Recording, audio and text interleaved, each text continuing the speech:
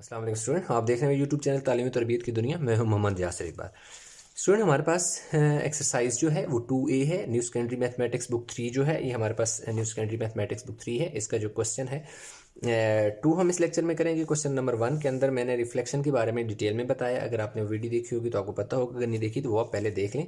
आपके लिए आसान होगा ये क्वेश्चन को समझना, क्योंकि ये जो क्वेश्चन है जब तक वो बेसिक चीज़ें आपको नहीं पता होंगी तो वो मुश्किल रहेगा। तो हर क्वेश्चन में बेसिक चीज़ें ज़्यादा डिटेल में नहीं बता सकता, इस तरह लेंथी हो जाता है लेक्चर। तो जब एक चीज़ बता दी गई है तो आप वहाँ से देख सकते हैं। तो सिंपल सी बात है, इसमें हमने क्या करना है कि जो क्वेश्चन की स्टेटमेंट है वो कह रहा है कि state the coordinate of final image, के जो फाइनल इमेज है उसके कोऑर्डिनेट बताएं व्हेन द पॉइंट, कि भाई एक ये पॉइंट है रिफ्लेक्ट होगा दो तरह से।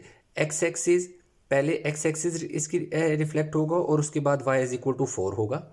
जबकि दूसरी जो बात है वो कह रहे हैं वाई, पहले y इज इक्वल टू 4 होगा and then in the x axis. Simple सी बात है, जो 1 है और 2 है ये दोनों एक दूसरे का रिवर्स हैं, अपोजिट हैं।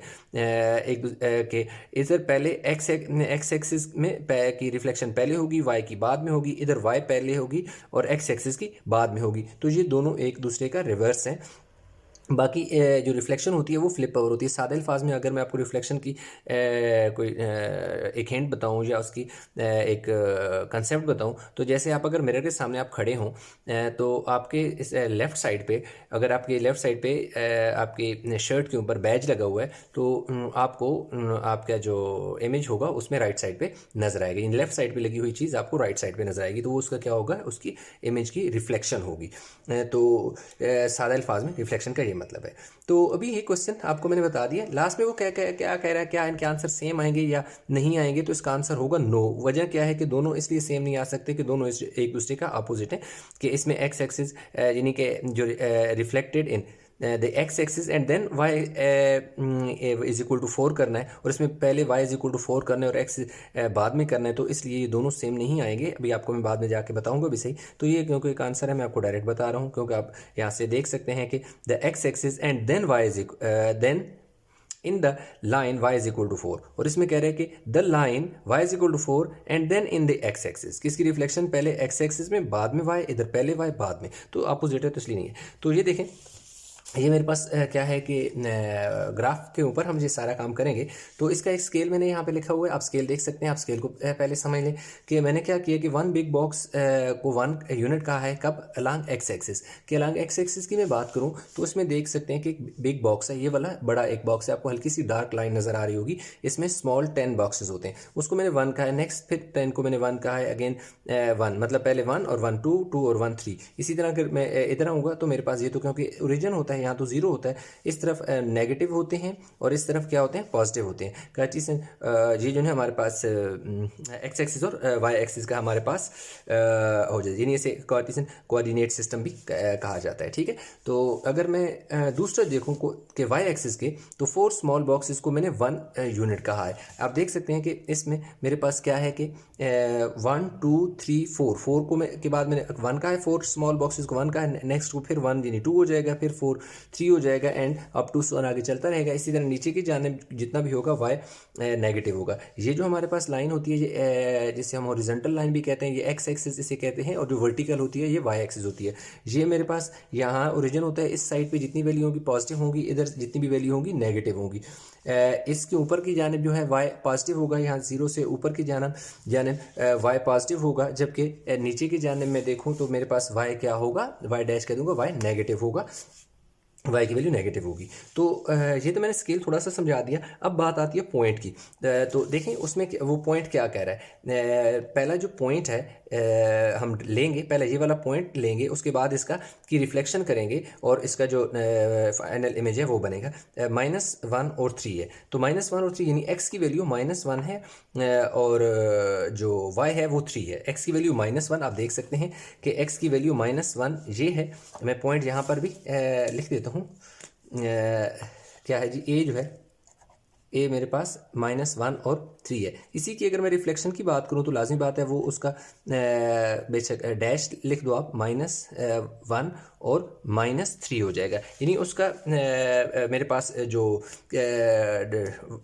वाई की वैल्यू भी वो चेंज होगी। क्यों चेंज होगी? सबसे पहले मैंने क्या करना है, दी एक्स एक्सिस, जब भी एक्स एक्सिस आप रिफ्लेक्शन कराएंगे तो सिंपल सी बात होती है कि एक्स एक्सिस के लिए जब आप रिफ्लेक्शन होती है तो आप वाई कोऑर्डिनेट जो होता है उसका साइन चेंज कर देते हैं। ये पहले क्वेश्चन में बड़ी डिटेल में बताया हुआ है, अगर नहीं देखा है तो मैं अगेन आपको ये रिक्वेस्ट करूँगा कि वो पहले आप देख लें, आपको बेहतर क्वेश्चन की समझ आएगी। तो सबसे पहले मैं ये वाला पॉइंट ड्रा करूंगा। तो x की वैल्यू मेरे पास क्या है, माइनस, ये देख सकते हैं x की वैल्यू यहाँ पर अब -1 है। तो ये देखें मैं स्केल रख लेता हूँ माइनस, और y की वैल्यू क्या है, 3 है, तो y की वैल्यू 3 है। ये देखें y की वैल्यू नीचे की जाने तो नेगेटिव है ना, तो y की वैल्यू पॉजिटिव है, इसलिए ये वाला 3 है। तो अब इसी के बिल्कुल सामने ये वाला पॉइंट बन रहा है, इसके ऊपर मैं एक क्रॉस लगा लेता हूँ। ये देखो मैंने एक क्रॉस लगा लिया। क्रॉस लगाने के बाद मैं क्या करता हूँ कि इसी के साथ कहीं भी ऊपर नीचे पॉइंट लिख देता हूँ। ये a क्या पॉइंट है जी, -1 और 3, यानी मेरा जो पॉइंट था उसने जो दे दिया था वो बना लिया। अब जब पॉइंट मेरे पास बन गया है तो अब मैंने क्या करना है कि इसका जो रिफ्लेक्शन है ना, इसको रिफ्लेक्ट कराना है। तो एक्स एक्सिस के अलांग रिफ्लेक्ट कराएंगे। तो एक्स एक्सिस के अलांग जब रिफ्लेक्ट कराएंगे तो हमारे पास क्या होगा, मैंने आपको बताया कि अब ये वाला पॉइंट बन जाएगा। यानी जब भी अलॉन्ग एक्स एक्सिस रिफ्लेक्शन होती है तो जो आपके पास एक्स की पहले एक्स की वैल्यू होती है, बाद में वाई, यानी पहले एक्स कोऑर्डिनेट होता है बाद में वाई कोऑर्डिनेट होता है। X coordinate as it is लिख दिया जाता है, यानी एक्स की वैल्यू तो -1 है तो इधर भी -1 रहेगी। जबकि वाई की वैल्यू अगर नेगेटिव है तो पॉजिटिव है तो नेगेटिव बना दो, अगर नेगेटिव होती तो हम पॉजिटिव बनाते, यानी उसका जो साइन होता है वाई कोऑर्डिनेट का उसको चेंज कर दिया जाता है। तो इधर देखो मैंने चेंज कर दिया -3, तो इसलिए अब मेरे पास एक्स की वैल्यू -1, वाई की वैल्यू -3 पर एक पॉइंट बनेगा। तो लाजमी बात है जो एक्स है इन दोनों में आप देख सकते हैं कि एक्स तो -1 है, -1, तो एक्स -1 जो है वो मेरे पास ये है। तो एक्स -1 ये है तो पहले एक्स इक्वल टू 3 यहाँ पर बना, तो अब इसी तरह नीचे की जाने बनेगा। ये देख सकते हैं -1 है तो मैं ये देखें ऐसे ही लिख सकता हूँ, इसी लाइन के बिल्कुल नीचे 3 के सामने बनेगा। ये देखें आप 3 देख रहे हैं, यहाँ पर ये बनेगा। क्यों कि इसमें एक्स कोऑर्डिनेट सेम है ना, सिर्फ चेंज क्या हुआ है, वाई चेंज हुआ है। तो लाजमी बात है अगर वाई चेंज हुआ तो जो नई वैल्यू y की आई है हम उसके हिसाब से इसको पॉइंट लेंगे। तो y की वैल्यू -3 नई वैल्यू है, x की वैल्यू तो ऊपर भी -1 है नीचे भी -1 है। तो ये हमारे पास जो पॉइंट बन गया वो ये हमारे पास पॉइंट हम यहाँ लिख लेते हैं, a डैश इसे कह देते हैं जी। ये मेरे पास कितना आ जाएगा जी, -1 और -3, इसे आप प्राइम भी कह सकते हैं, ए प्राइम भी कह सकते हैं। तो यहाँ तक तो हमने क्या किया कि इसका ये यहाँ तक जो काम करना था दी एक्स एक्सिस, यानी रिफ्लेक्शन क्या करनी थी अलॉन्ग एक्स एक्सिस, तो ये हमने कर दी। अब हमारे पास कह रहा है and then in the line y is equal to 4, मतलब in the line y is equal to 4, मतलब y इज इक्वल टू 4 पर हमने एक लाइन ड्रा करनी है। यानी ये एक y इज इक्वल टू 4 का मतलब है कि y is equal to constant है, तो ये एक स्ट्रेट लाइन बनेगी, एक हॉरिजॉन्टल लाइन बनेगी। कहाँ पर y इज इक्वल टू 4, यानी y की वैल्यू जहाँ पर 4 नजर आएगी आपको, y इज इक्वल टू 4 है ना, ये आप देख सकते हैं y इज इक्वल टू 4 का मतलब ये है ओके ये देखें हमारे पास y इज इक्वल टू जो 4 है वो ये है, y की वैल्यू 4, ये वाला पॉइंट है। तो ये जो पॉइंट है ना, इसके ऊपर आपने बिल्कुल ऐसे ही एक लाइन लगा लेनी है जिसका जो होगी y इज इक्वल टू 4। ये पहला क्वेश्चन यहाँ इस तरह आपका कंप्लीट हो जाएगा। ये एक मैंने लाइन लगा ली अलॉन्ग एक्स एक्सिस, क्योंकि y इज इक्वल टू 4 है तो y की वैल्यू 4 है, x की तो है ही नहीं ना, x मतलब 0 है, तो लाजमी बात है इस बिल्कुल इस पॉइंट पर इसकी पैरेलल लाइन बनेगी। और आप कहीं भी इसका एक वैल्यू लिख देते हो, मैं यहाँ लिख देता हूँ y इज इक्वल टू 4। मैं इसको हल्का सा डार्क कर देता हूँ ताकि आपको क्लियर नज़र आए। हो सकता है समझ आ भी गई होगी। मैं आप वैसे आपने तो इसी तरह के मार्कर से नहीं, आपने पेन जो लेड पेंसिल है उससे बनाना है, तो मैं मार्कर से मज़ीद इसको क्लियर कर देता हूँ ताकि आपको जो इमेज है ना वो बिल्कुल वाज़ेह नज़र आए। ठीक, तो ये y इज इक्वल टू 4 हो गया। अब पहला काम हमने कर लिया। इसमें हमने सबसे पहले क्या किया कि जो रिफ्लेक्शन थी अलॉन्ग एक्स एक्सिस वो पहले की और y इज इक्वल टू 4 बाद में किया। अच्छा, तो स्टूडेंट अब क्या कह रहा है कि पहले उसने कहा था कि इस पॉइंट को अलॉन्ग एक्स एक्सिस रिफ्लेक्ट करना है, वो हमने कर दिया। फिर उसने कहा था कि y इज इक्वल टू 4 एक हॉरिजॉन्टल लाइन थी वो भी ड्रा होगी। अब हमने ये करना है कि ये जो बात कर रहे हैं ना इन लाइन इसकी ये रिफ्लेक्ट करना है in the line y is equal to 4 कि इस पॉइंट को हम, ये वाला जो पॉइंट है इस पॉइंट को इस वाले एक सेकेंड उससे ये देखें, ये हमारे पास जो पॉइंट है, इस पॉइंट को हमने क्या करना है, इस पॉइंट को y इज इक्वल टू 4 के हिसाब से रिफ्लेक्ट करना है। यानी पहले हमने क्या काम किया, पहले हमने ये किया कि ये जो पॉइंट था उसको हमने रिफ्लेक्ट किया अलॉन्ग एक्स एक्सिस, ये वाला पॉइंट आ गया। फिर उसने कहा था कि y इज इक्वल टू 4 जो है उसके हिसाब से इस वाले पॉइंट को रिफ्लेक्ट करना है। तो लाजमी बात है कि इस पॉइंट को y इज इक्वल टू 4 के हिसाब से रिफ्लेक्ट करना है। तो इसलिए हमने एक लाइन लगा ली हॉरिजॉन्टल, क्योंकि y तो y की वैल्यू x की है ही नहीं, तो इसलिए 4 से एक लाइन ड्रा हो जाएगी, y इज इक्वल टू 4। तो अब हमने क्या करना है कि ये जो पॉइंट हमारे पास आया हुआ है a डैश, इस पॉइंट को y इज इक्वल टू 4 के हिसाब से रिफ्लेक्ट करना है। अच्छा, इस पॉइंट को रिफ्लेक्ट कैसे करने के, बहुत आसान सा तरीका है। आपने करना क्या है, आपने सिंपल ये करना है कि ये देखना है कि ये पॉइंट कहाँ पर बन रहा है। ये देखिए, ये पॉइंट यहाँ पर बन रहा है। अब आपने देखना है कि इस पॉइंट और इस लाइन के दरमियान कितना डिस्टेंस है, यानी फासला कितना है। अब आप देख सकते हैं कि ये जो पॉइंट है ये बन रहा है -3 पे, -3 पे बन रहा है, और ये जो लाइन है ये 4 तक है। तो टोटल कितना डिस्टेंस है, अब देख सकते हैं कि -3 -2 एक पॉइंट बन गया, फिर यहाँ से यहाँ 2 बन गया, यहाँ से यहाँ तक 3 हो गया, यहाँ से यहाँ तक 4 5 6 7, यानी 7 पॉइंट आपके बन रहे हैं, या 7 यूनिट आप कह सकते हैं कि बन रहे हैं कि 3 से 2 रिवर्स जाए, एक यहाँ से बना, एक यहाँ से यहाँ तक, फिर दूसरा बना, यहाँ से यहाँ तक तीसरा बना, यहाँ से यहाँ तक चौथा पॉइंट बना, यहाँ से यहाँ तक 5वां पॉइंट बना, यहाँ से यहाँ तक छठा, और यहाँ से यहाँ तक 7वां, यानी 7 यूनिट जो हैं वो हमारे क्या हो गए, बन गए। किससे, ये जो पॉइंट है इससे लेकर जो y इज इक्वल टू 4 है उस तक। आई होप कि ये चीज़ समझ आ गई। अब आपने क्या करना है कि जो 7 पॉइंट बने हैं, आपने क्या करना है कि इसी तरह 7 पॉइंट इस लाइन से ऊपर की जानिब काउंट कर लें।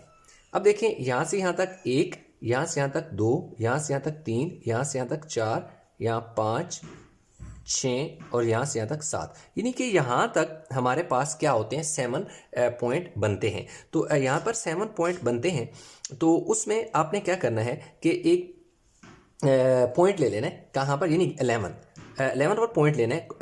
कौन सा पॉइंट क्या बन रहा है, देखें ये लाइन तो एज इट इज़, यानी यही इस पॉइंट ने रिफ्लेक्ट होना है, इस पॉइंट ने रिफ्लेक्ट होना है।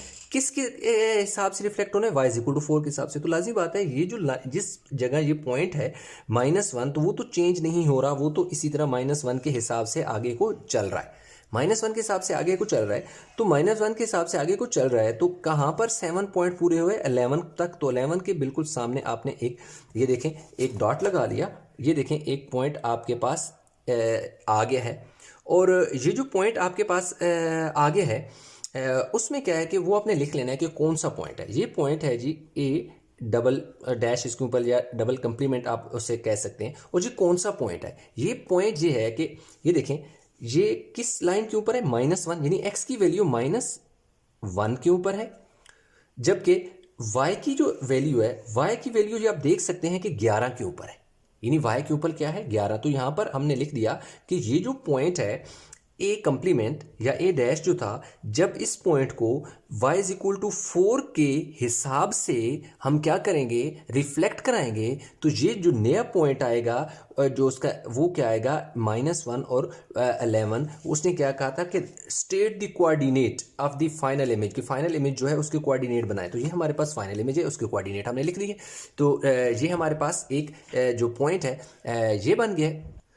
अच्छा, तो स्टूडेंट ये तो हमारे पास जो नेक्स्ट अगर हम बात करें इसकी, तो हमारे पास क्या है कि जो पार्ट 2 है उसमें कह रहा है the line y is equal to 4 and then in the x is equal to then in the x axis, यानी इसमें हमारे पास अपोजिट है। इसमें पहले x हमने किया था, बाद में y इज इक्वल टू 4 किया था। तो अब हमारे पास y इज इक्वल टू 4 पहले करना है और x एक्सिस। तो y इज इक्वल टू जो 4 की अगर हम बात करें, तो line y is equal to 4, तो ये आप देख सकते हैं कि ये हमारे पास ऑलरेडी लाइन ड्रा हुई है y इज इक्वल टू 4।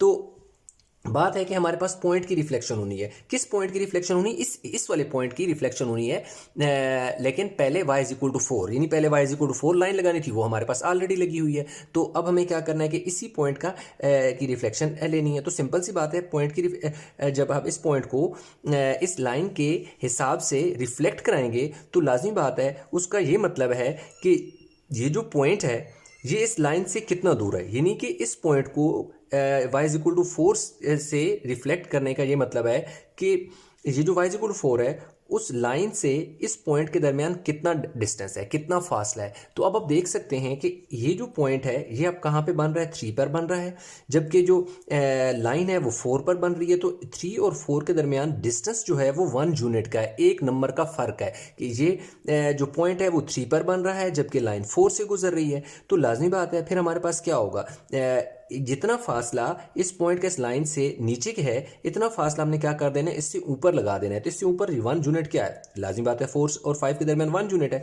तो लाजमी बात है इस पॉइंट ने रिफ्लेक्ट होकर बिल्कुल इसी तरह आ जाना है यहाँ पर, यानी कि ये 1 और -1 और 3 जो है ये चेंज हो जाएगा। हमारे पास जो पॉइंट बनेगा ये हमारे पास बन जाएगा जी, इसको हम दे देते हैं नाम P का, ठीक है, क्योंकि वो A डैश A प्राइम या A डबल प्राइम हम पहले यूज़ कर चुके हैं। तो हमारे पास -1 और x की वैल्यू क्या है, 5 है। तो ये देखें मैंने लिख दिया ये, क्योंकि पॉइंट मैंने ऊपर लिख दिया, दूसरा जहाँ पर पॉइंट आ रहा है इसका जो वैल्यू है वो मैंने ऊपर लिख दी, इसके कोऑर्डिनेट जो है वो मैंने ऊपर लिख दिए। अदरवाइज़ हमारे पास ये जो है ये यहाँ पर बन रहा है। तो ये हमारे पास क्या हुआ, जो पहला इस पॉइंट की रिफ्लेक्शन थी वो हमारे पास P आ गई, दैट इज़ -1 और 5। तो रिफ्लेक्शन का ये मतलब है कि इस लाइन से जितना फासला नीचे था उतना ही फासला ऊपर करके पॉइंट लगा दो। तो लाजमी बात है इस एक्स नहीं चेंज होगा, एक्स की वैल्यू चेंज नहीं होगी, पॉइंट बिल्कुल स्ट्रेट ऊपर को जाने जाएगा और फासला कितना होगा, जितना नीचे है, 1 पॉइंट का नीचे था 1 पॉइंट का ऊपर बना दिया। तो ये हमारे पास इस क्वेश्चन नंबर 2 में हमने ये किया कि सबसे पहले यानी कि 4 लाइन लगानी थी, वो ऑलरेडी लगी हुई थी। बाद में इस पॉइंट को की रिफ्लेक्शन करनी है किसके हिसाब से, y इज इक्वल टू 4 से। तो हमने क्या कर दिया, इस पॉइंट की ही हमारे पास रिफ्लेक्शन आ गई है जो कि इसके जो कोऑर्डिनेट हैं वो -1 और 5। अच्छा, तो यहाँ तक तो आपको बात आ गई समझ कि ये जो पॉइंट था इसको की रिफ्लेक्शन यहाँ पर होगी, ठीक है, ये अलग यानी कि y के हिसाब से, यानी y इज इक्वल टू 4 के हिसाब से। लेकिन अब इसी पॉइंट की अलॉन्ग y एक्सिस भी अलॉन्ग x एक्सिस भी क्या करनी है, रिफ्लेक्शन करनी है। जैसे कि आप देख सकते हैं कि कह रहा है कि y इज इक्वल टू 4 के हिसाब से करनी है। सबसे पहले हमने कह दिया कि जी ये पॉइंट था, y इज इक्वल टू 4 के हिसाब से ये वाला पॉइंट आ गया। अब कह रहा है इसी पॉइंट की आपने क्या करनी है, को रिफ्लेक्ट करना है किसके हिसाब से, अलॉन्ग x एक्सिस, यानी x एक्सिस के साथ रिफ्लेक्ट करना है।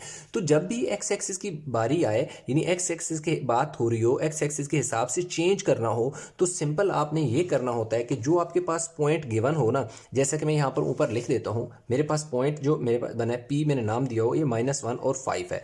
तो लाजिम बात है दूसरा मेरे पास P डैश या P प्राइम की मैं बात करूँ -1 और आप -5 कर दो, यानी सिंपल सी बात है, क्योंकि आप एक्स एक्सिस के हिसाब से इसको रिफ्लेक्ट करा रहे हैं। तो आप क्या करें, y कोऑर्डिनेट को चेंज कर दें, x को चेंज नहीं करना, यानी -1 इसी तरह रहने देना है। जो x कोऑर्डिनेट है वो चेंज नहीं हुआ, सिर्फ चेंज क्या हुआ, y कोऑर्डिनेट चेंज हुआ। तो y यहाँ प्लस था, y क्या हो गया, माइनस हो गया। इसलिए वह हुआ क्योंकि इस पॉइंट को हम अलॉन्ग एक्स एक्सिस रिफ्लेक्ट करा रहे हैं। तो इस पॉइंट को अलॉन्ग एक्स एक्सिस रिफ्लेक्ट कराने के लिए हमें ये करना पड़ता है कि जो y कोऑर्डिनेट होता है उसकी वैल्यू जो है, उसका जो साइन होता है वो तब्दील कर दिया जाता है, जो यहाँ पे मैंने तब्दील कर दिया। तो अब मेरा जो -1 और -5 आएगा, तो लाजमी बात है आप देख सकते हैं कि -1 जो है वो तो मेरे पास यही है, -1 से आप बिल्कुल नीचे हैं और 5 के बिल्कुल सामने ये पॉइंट है। ये देख सकते हैं आप, -1 से आपने बिल्कुल नीचे आना है, ये -1 आ गया और यहाँ पे -5। तो ये आपके पास जो पॉइंट बनेगा -1 और -5 क्या होगा,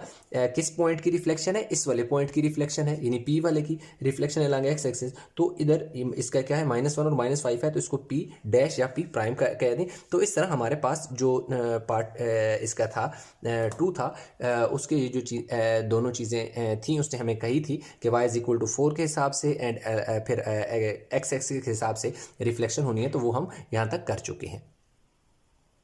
अच्छा, तो स्टूडेंट हमारे पास ये तो क्वेश्चन नंबर 2 का भी आंसर जो है वो हमारे पास आ चुका है। अब है इसका एक दफ़ा मैं कंप्लीट इमेज आपको दिखा दूँ। ये इस तरह का एक कंप्लीट बनेगा। अब हम चलते हैं जी, इसका जो यहाँ पर पार्ट बी है, पार्ट बी में कह रहा है क्या वो जो इनके आंसर सेम है और क्या जो 1 और 2 का सेम है, ये चीज़ हमने बतानी है। तो ये देखें, यहाँ पे आपने एक सिंगल लाइन लिख देनी है। मैं यहाँ पे बताता हूँ, no the resultant points are different as the combination of the reflection is not commutative. अब जो कम्यूटेटिव किस बला का नाम है भाई, कम्यूटेटिव का ये मतलब है कि अगर मैं 3 × 2 करूँ और 2 मल्टीप्लाई बाय 3 करूँ तो 3 2 ज़र 6 और 2 3 ज़र 6 दोनों का आंसर क्या आ रहा है 6 आ रहा है। तो वो कह रहा है कि नॉट कम्यूटेटिव, ये कम्यूटेटिव नहीं है, रिफ्लेक्शन कम्यूटेटिव नहीं है। भाई क्यों नहीं है? इसलिए नहीं है कि इसमें ये है कि जो एक्स एक्सिस की रिफ्लेक्शन पहले हो रही है, वाई की बाद में हो रही है, इधर वाई की पहले हो रही है, एक्स की बाद में हो रही है। तो इसलिए आपने सिंपल क्या कर देना है, यहाँ से लेकर यहाँ तक इसकी एक लाइन लिख देनी है। तो इसका बस इतना सा आंसर है, बाकी इसका कंसेप्ट जो है वो मैंने एक्सप्लेन कर दिया। तो यूँ हमारे पास ये था कि जो क्वेश्चन नंबर 2 है वो हमने कर लिया जी कंप्लीट। उम्मीद करता हूँ आपको समझ आया होगा। इसमें कोई कन्फ्यूजन है नीचे कमेंट में जरूर बताइए। वीडियो को लाइक करें, शेयर करें, चैनल को सब्सक्राइब नहीं किया तो चैनल को जरूर सब्सक्राइब कर लें। तो इंशाल्लाह मिलते हैं नए लेक्चर के साथ, तब तक बहुत सारा ख्याल रखिएगा। अल्लाह हाफिज़।